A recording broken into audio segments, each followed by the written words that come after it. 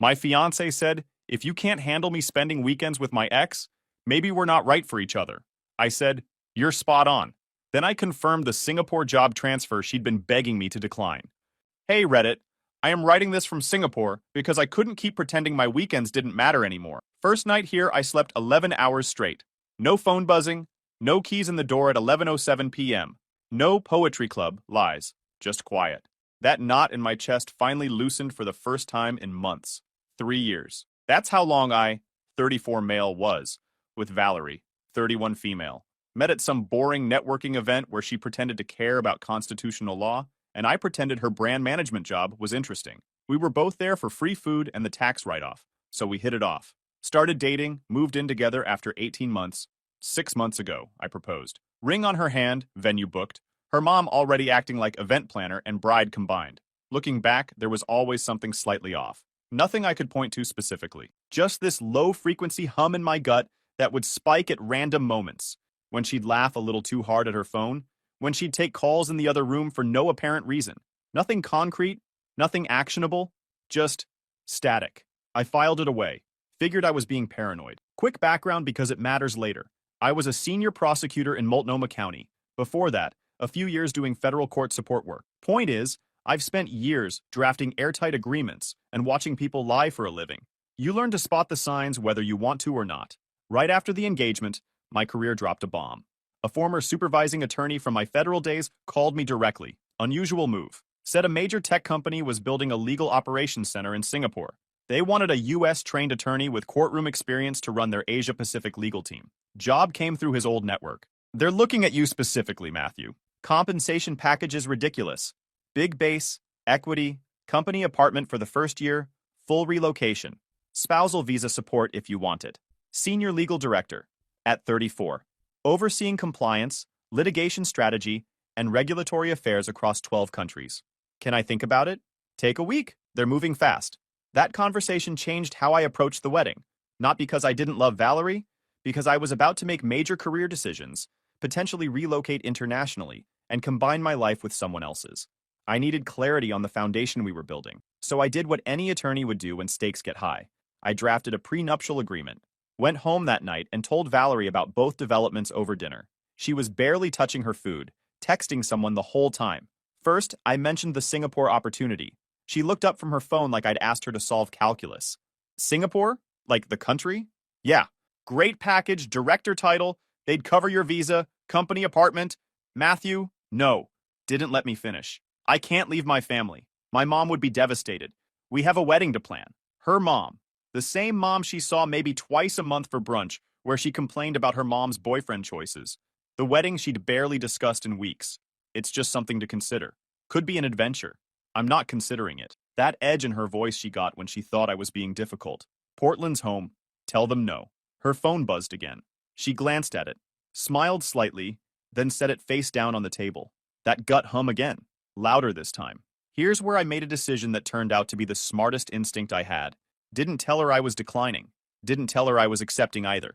Just nodded, changed the subject, and called my contact the next morning with a different answer than she expected. I need more time. The opportunity is incredible, but I've got personal logistics to work through. Can you hold the position open another few weeks? He paused. They really want you, Matthew.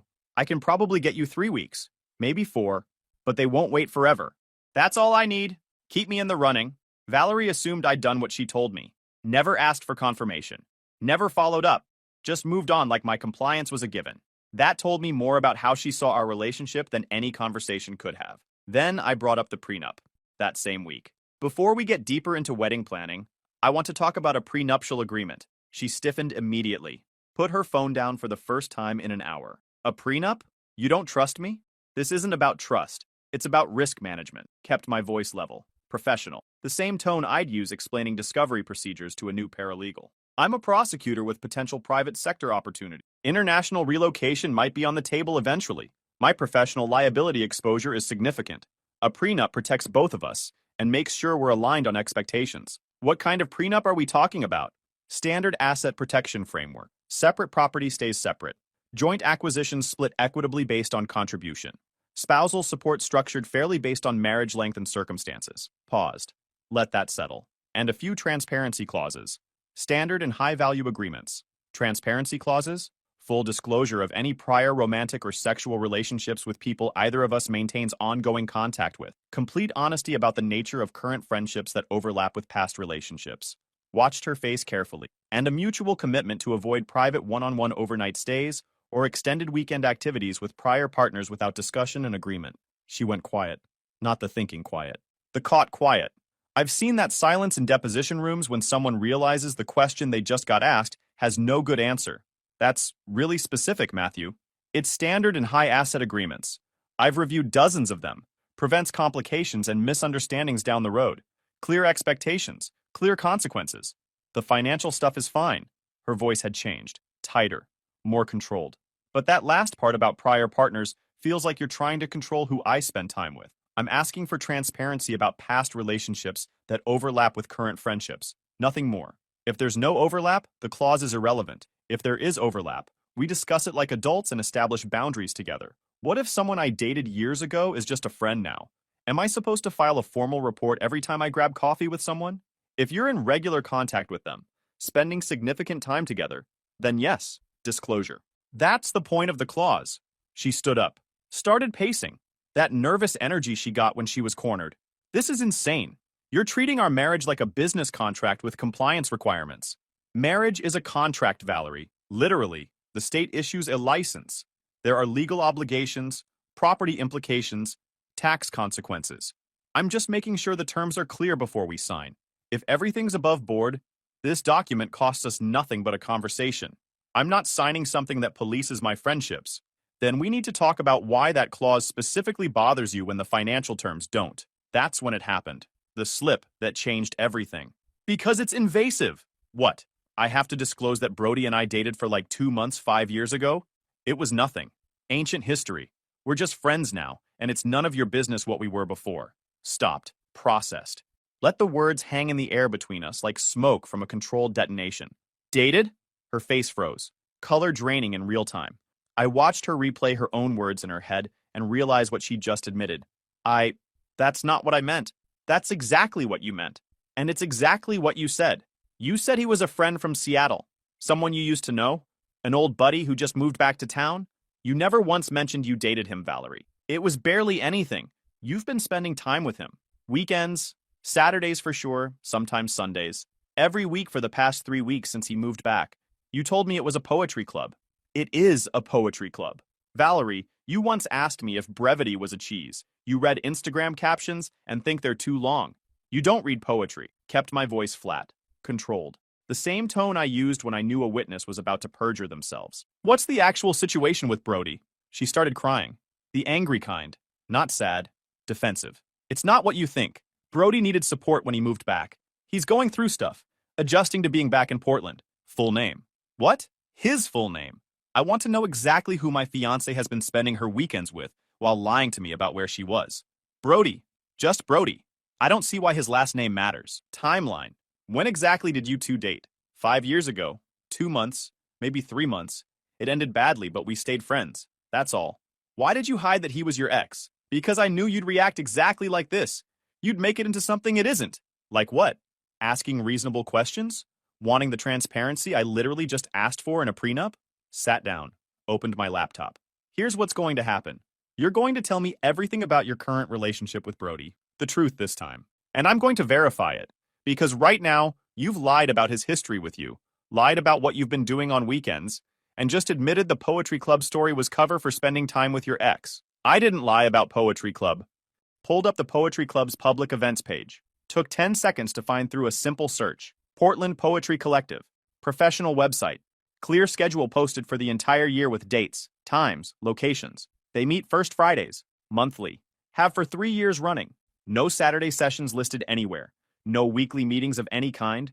No special workshops on random weekends. Turned the laptop screen toward her so she could see exactly what I was seeing. So either you joined a completely different poetry club that doesn't exist anywhere on the internet and has zero social media presence, or you've been systematically lying about where you spend your Saturdays for the past 3 weeks.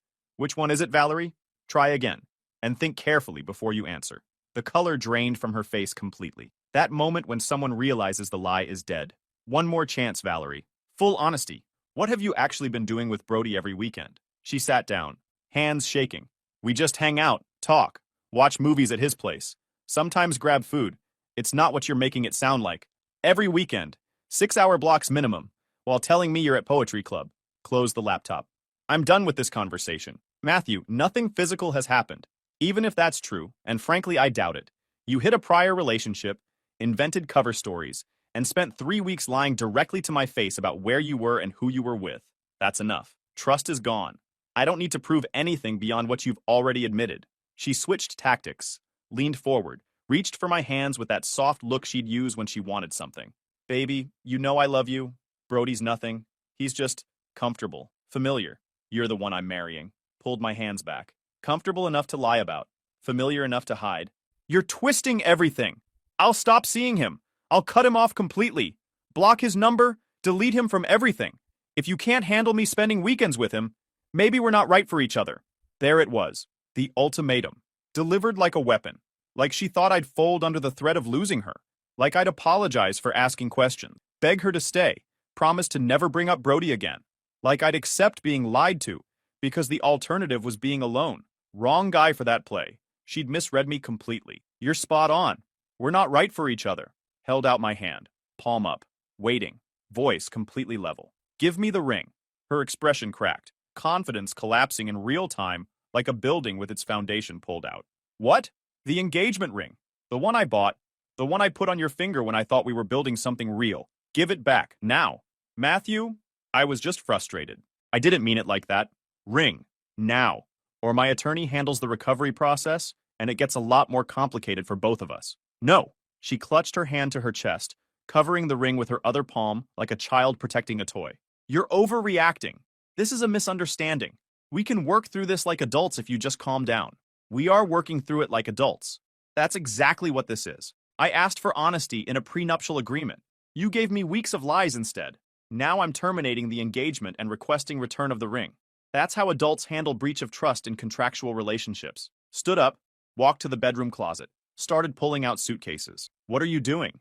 Didn't answer. Grabbed my laptop, opened email, started typing, confirming acceptance of the Singapore role.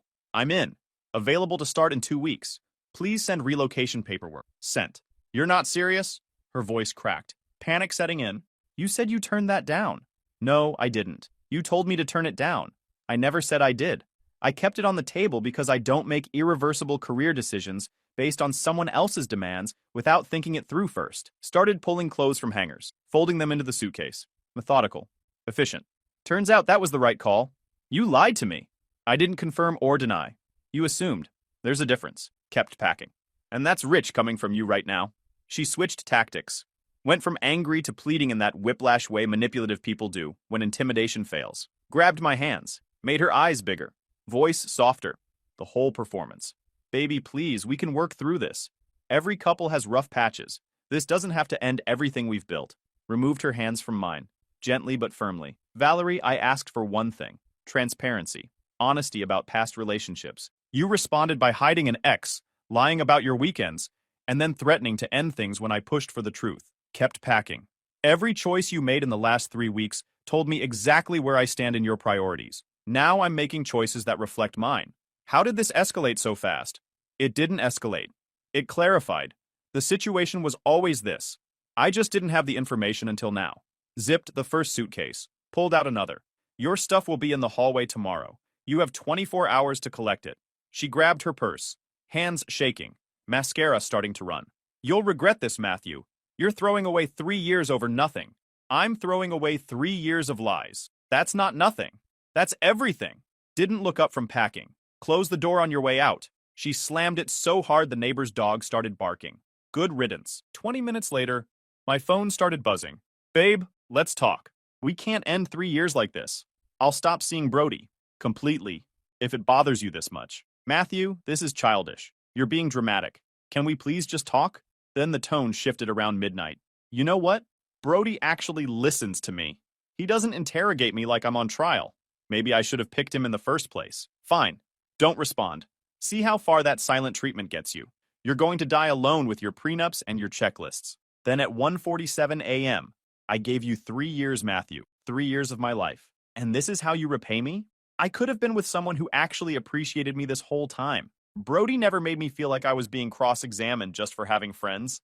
Didn't respond to any of it. Opened my laptop and started the exit checklist. Drafted one message, professional, final. Sent it to the venue, caterer, photographer, florist, DJ, her parents, and my parents. Wedding canceled effective immediately due to dishonesty and misrepresentation. Do not contact Valerie through me for any reason. Reach out to me directly only for contract cancellation or deposit questions.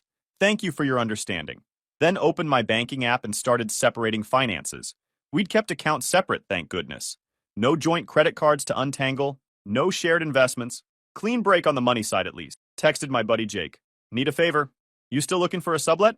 Always. What's up? My place? Available in 2 weeks. You interested? Wait, you're leaving Portland? For real? Singapore. Long story. Tell you later. No way. Yeah, I'm definitely in. Send me the details. Forwarded my lease info to Jake, emailed my landlord about the authorized tenant change, and finished packing the essentials. By midnight, I had movers scheduled for the following week. The Singapore relocation packet confirmed via email, and I'd completed an inventory of everything I owned versus what Valerie had contributed to the apartment. Turns out she'd brought exactly one lamp, some kitchen gadgets still in the original packaging, and a shelf of books I'd never seen her open. 3 years together, and her entire contribution to our shared space fit in 3 medium boxes. At 2 a.m., her friend Chelsea texted, "Did you two really break up? Valerie's losing it. Ask Valerie. She says you're moving to Singapore? Yep. She says you canceled the wedding and told everyone. Yep. She says you'll never actually leave. You're just trying to scare her into apologizing." Laughed out loud at that one. Still thought she had leverage. Still thought I'd come crawling back if she waited long enough. Watch me, sweetheart. Silenced my phone. Slept better than I had in months. Sunday morning, I woke up to 30 unread messages. Most from Valerie cycling through the 5 stages of grief at warp speed. Denial, anger, bargaining, more anger, fake acceptance, back to denial. Some from her friends doing recon missions. A few from my boys saying, "What the heck happened, man?" Ignored all of them. Went for a run. First run in weeks where I wasn't checking my phone wondering where she was. Felt lighter already. When I got back, Valerie was sitting on the floor outside my apartment door, waiting. Ambush mode. "We need to talk," she said, standing up quickly. Hair a mess. Mascara from yesterday smeared under her eyes. Wearing yoga pants and my old law school hoodie she'd claimed as hers 2 years ago. "Nothing to talk about. Your stuff's inside. Take it and go." "I'm not taking it because I'm not leaving. This is insane, Matthew. You can't just end everything like this. Lease is in my name. You never officially moved in, remember? Kept your parents' address for mail because of the tax situation." Her little tax dodge. She'd been claiming her parents' place as primary residence for 3 years to avoid Portland city taxes. Saved her maybe $4,000 a year. Now it was about to backfire spectacularly. "That's a technicality." "I'm a prosecutor, Valerie. Technicalities are literally my job." Stepped toward the door. "You're not on the lease. You're not on utilities. By law, you're a guest who I'm no longer inviting, and I'm asking you to leave. You're being cruel. I'm being accurate. There's a difference." She tried pushing past me into the apartment. I didn't budge. She bounced off my shoulder like she'd hit a wall. "Brody said you'd do this. He said you'd throw everything away over your ego." "Interesting. You're quoting Brody's opinion of me. You two must have had some real deep conversations about our relationship." "That's not... I didn't mean..." She caught herself. Realized she'd stepped in it again. "Valerie, your stuff is boxed up inside. 3 boxes. I'll leave them in the hallway. Take them today or I'm dropping them at Goodwill tomorrow morning. You changed the locks already?" "First thing I did yesterday. Best money I ever spent." She stared at me like I'd become someone she didn't recognize. Like the Matthew she thought she knew would never be this cold, this methodical, this completely done. "Who are you right now?" Someone who asked for honesty, got lies instead, and acted accordingly. "Take your stuff. Get on with your life. We're finished here." Went inside, carried her 3 boxes into the hallway, closed the door. She banged on it for 15 minutes straight. Yelled something about me being a narcissist, a control freak, emotionally unavailable. Then finally left. Monday, I submitted my resignation to the DA's office. Professional letter, 2 weeks notice given the international timeline, cited a private sector opportunity abroad. My supervisor understood. Word spread fast in legal circles. By Tuesday, I was getting congratulatory emails from defense attorneys I'd gone up against in court. The next 2 weeks were a blur of activity. Movers packed my stuff. Company handled flights, work visa, temporary housing arrangements. Sold my car to a colleague for a fair price. Closed local accounts. Forwarded mail to my sister's place in San Diego. Valerie tried to intercept me at the courthouse once. Security stopped her at the metal detectors when she couldn't produce valid business there. I just need 5 minutes, she yelled across the lobby, causing every head to turn. Full makeup, hair done, the whole production. She spotted me near the elevators and shouted, "You owe me a conversation, Matthew. You can't just ghost your fiancé." Ex-fiancé, I called back. And I don't owe you anything. Gave her a 2-finger salute and took the stairs. She tried the apartment again with reinforcements, her mom and her brother. Watched from my doorbell camera as they knocked for 25 minutes. Her mom doing that performative crying thing. Her brother tried to shoulder the door at one point. Solid hardwood.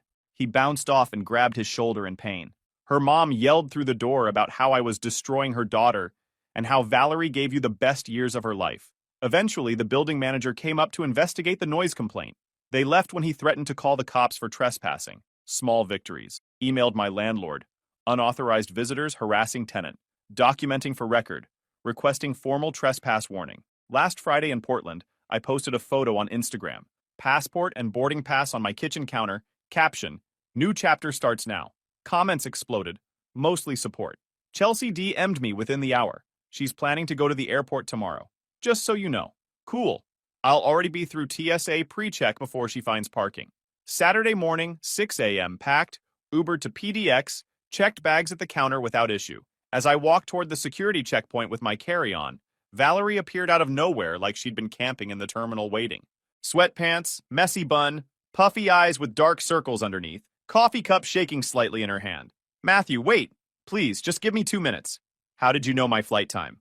"I have my ways." Translation, she'd been stalking my coworkers' social media accounts for any scrap of information about my departure. Probably cross-referenced my coworkers' check-in posts with flight schedule. She looked like she hadn't slept in days. Like she'd been rehearsing speeches in her bathroom mirror at 3 a.m. Good. Kept walking toward the security line without slowing down. She grabbed my arm. "We need to talk about this. You can't just leave the country without resolving things between us." Already did everything except board the actual plane. Bags are checked through to Singapore. Check-in's done. Seat assignment confirmed. I'm about 30 minutes from being unreachable. Removed her hand from my arm, firmly but without aggression. "There's nothing to resolve, Valerie." "It's resolved." "This is insane. You're throwing away everything we built. 3 years. The wedding. Our future. All of it. Over what? A misunderstanding about some old friend? Old friend you dated. Old friend you hid. Old friend you lied about every weekend for a month. I made a mistake. People make mistakes. You made a choice. Every single Saturday. You chose to lie. Repeatedly. That's not a mistake. That's a pattern. Didn't raise my voice. Didn't argue. Didn't give her the dramatic scene she wanted. The confrontation she could replay later and edit in her memory until she was the victim. You threw it away the first time you lied about where you were going. The first weekend you told me poetry club while you drove to his apartment. I'm just taking out the trash. Kept walking toward security at the same steady pace.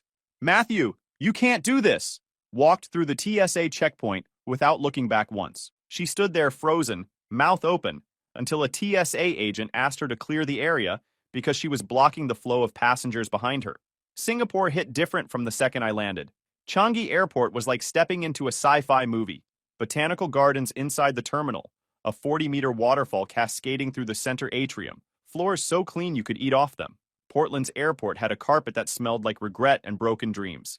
This place had orchids, art installations, and escalators that actually worked. Company had a driver waiting in arrivals, with my name on a sign.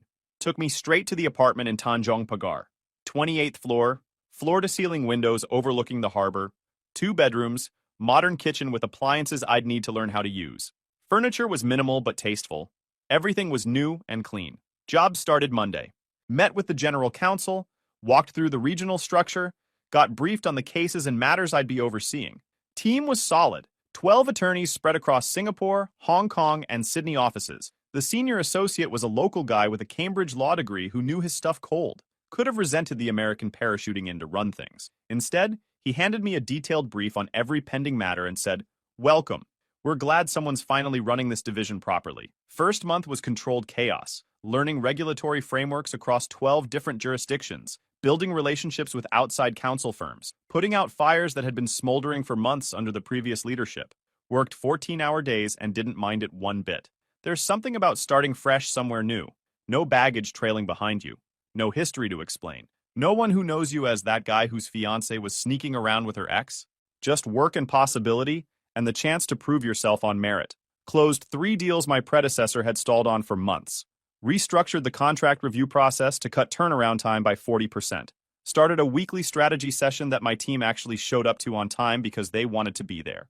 Week 4, the general counsel pulled me aside after a board presentation. Matthew, you've accomplished more in 1 month than the last guy did in an entire year. Whatever brought you here, I'm glad it happened. Me too, I said, and meant it completely. Meanwhile, Jake became my unofficial Portland correspondent, kept me updated via screenshots and texts whether I asked for updates or not. Valerie had gone full meltdown on Instagram, posted this long, rambling rant about how I abandoned her without any warning, and chose money and career over love, and refused to fight for the relationship. Said I'd canceled our wedding over absolutely nothing. Post was unhinged. 4 paragraphs of pure victimhood. Claimed I was emotionally manipulative for leaving. Said she'd given everything to the relationship, and I'd thrown it away for a paycheck. No mention of Brody anywhere. No mention of the lies. No mention of hiding an ex. Pure revisionist history designed to make her the victim. She even posted throwback photos of us from better times. Captions like, I would have followed you anywhere, and some people don't know how to accept love. Playing the grieving partner angle hard for sympathy likes. But people who knew pieces of the real story showed up in the comments section. Weren't you spending every weekend with your ex, though? Girl, you fumbled a whole prosecutor for a gym, bro. She bet you'd stay. She lost. I heard the poetry club thing was fake. Wait, isn't Brody the guy with a girlfriend in Eugene? Girl? The prenup clause was literally just asking for honesty. Ooh! She deleted the post within 2 hours. But screenshots had already spread through every mutual friend group we had. The narrative she was trying to build collapsed before it even launched. Then I got a message request from someone named Natalie. Took me a second to place the name. Brody's actual girlfriend. The one who lived down in Eugene and visited on weekends. The one who didn't know what her boyfriend was doing while she wasn't around. Hey, I'm dating Brody. Saw your ex's posts about you moving to Asia. He's telling me she was just obsessed with him and making stuff up to cause drama. That's not true, right? Sent her a summary. The hidden relationship history. The fake poetry club cover story. The timeline of when Valerie was supposedly busy with family or at poetry versus when Natalie was visiting Eugene. Just facts. What she did with the information was her call. She responded an hour later. Thank you. I feel like an idiot, but at least now I know the truth. I'm posting everything. She did. Posted all the screenshots on her Instagram story with hashtags like #poetryclubfail and #liarexposed. Tagged Brody. Tagged Valerie. Tagged their mutual friends. The story got screenshotted and reshared across Portland's social circles before either of them could react or delete anything. Within 6 hours, Brody was calling me from 4 different phone numbers. Didn't answer any of them. Voicemails piled up with increasing desperation. Bro, you need to control your girl. She's destroying my life over here. This is between me and Valerie. You had no right to get Natalie involved. Call me back. This is seriously messed up. You're a real piece of work. You know that? Valerie said you were cold, but damn. She also told me you'd come crawling back eventually. Guess that's not happening, huh? Texted back once. Not my girl. Not my problem. Handle your own messes. You're incredibly vindictive, man. I'm 6,000 miles away watching the Singapore skyline. You're the one whose girlfriend just aired your dirty laundry to 3,000 followers. Maybe reflect on your own choices. Blocked every number he tried. 6 weeks into Singapore. Settled into a good rhythm. Work was solid. Won 2 major regulatory disputes that the previous director had let stagnate. Team was performing well and starting to gel as a unit. Started getting copied on executive strategy calls where real decisions got made.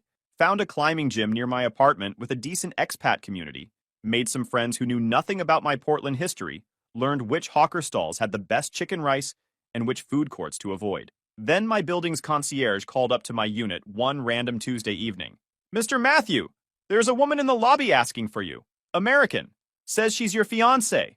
She doesn't have building clearance to come up to the residential floors. Actually laughed out loud at that. The audacity was almost impressive. Tell her I'm not available and won't be at any point during her visit. Contact building security immediately if she refuses to leave the premises. 10 minutes later, my phone rang. Unknown Singapore number. Local area code. I flew 18 hours to talk to you. Valerie's voice came through strained but trying to sound determined. Like she'd rehearsed this opening on the plane. Least you can do is give me 10 minutes. Just 10 minutes, Matthew, after everything. Then you wasted 18 hours, a lot of money on airfare, and whatever vacation days you burned. Go home, Valerie. There's nothing here for you. I'm not leaving Singapore until we talk. I'll sleep in this lobby on this couch if I have to. I'll be here every day until you agree to see me. Building has 24-hour security and a strict policy about non-residents loitering in common areas. They'll remove you. This isn't a negotiation. Hung up without waiting for her response. Watched from my window as she sat on a bench in the courtyard for 3 hours, checking her phone constantly, looking up at the tower. She held up a handwritten sign at one point. Just talk to me. Like a romantic comedy gone wrong. Then she switched signs. I quit my job for this. As if that was supposed to make me feel guilty. Her choices. Her consequences. Eventually, building security approached her, had a conversation I couldn't hear, and escorted her firmly off the property. She didn't get a meeting. She didn't get 10 minutes. She didn't get closure. That was the point. She wanted to control the ending. Wanted to be the one who decided how things wrapped up, shaped the final narrative. Wanted me to give her something she could spin into a story where she came out looking reasonable and I came out looking cruel. Not happening. Not ever. She texted from various numbers that night. I'll wait for you. However long it takes. Blocked everyone. Less than 2 weeks later, Jake sent screenshots. Valerie was already dating her yoga instructor. Posted about how sometimes your soulmate has been at the studio all along and healing through movement and self-discovery. Her waiting for me lasted exactly 12 days. Moved on faster than she changed her Instagram bio. Some people never change. Month 4, Jake texted the first real bombshell. Valerie got hit with a state tax audit. They're saying she owes like $28,000 with penalties and interest. Her dad's threatening to kick her out of the house. Turns out someone had filed a formal complaint with Oregon's Department of Revenue about her claiming her parents' address as primary residence while clearly living full-time at a different address in Portland. 3 years of systematic tax fraud. Classic scheme that looks clever until someone with knowledge of the situation decides to report it to the appropriate agency. Didn't feel bad about it. Not even a little. She'd been dodging her tax obligations for years, while I paid every dollar I owed on time, every quarter. Actions, meet consequences. She bet I'd stay and tolerate anything she threw at me. She lost everything instead. The rest of the fallout came in waves over the following months. The yoga instructor she'd been dating lasted 7 weeks before she caught him messaging his ex. Got played the exact same way she'd played me. Poetic justice. Brody got restructured out of his Portland gym job about 4 months after everything blew up. Turns out he already had an HR file from multiple workplace complaints, and the Poetry Club screenshots making rounds through his colleagues were just the final brick in a wall that was already crumbling. Last I heard, he was assistant managing a 24-hour fitness out in Beaverton, probably making half what he used to. Still single. Still hitting on women at his gym. Still wondering why nothing ever works out for him. Still telling anyone who'll listen that the whole Poetry Club thing was blown way out of proportion. Nobody believes him anymore. The receipts are permanent.